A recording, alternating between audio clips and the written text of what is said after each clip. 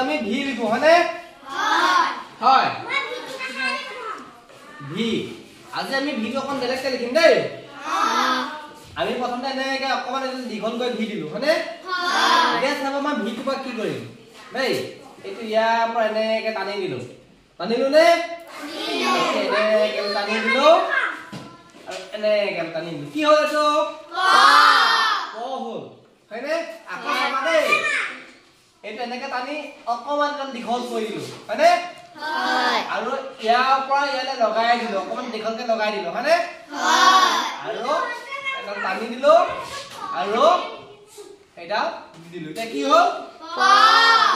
পদ এনেকে লিখিলে ভাল নে ভাল তোমালোকে পদটো খুব ধুনীয়াকে এনেকে লিখিব পাৰিবা দেই অলপ আমি ভিটো প্ৰথম দীঘলকে বনাই ল'ব লাগে তাৰপিছত দুটা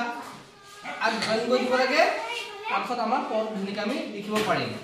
হ'ব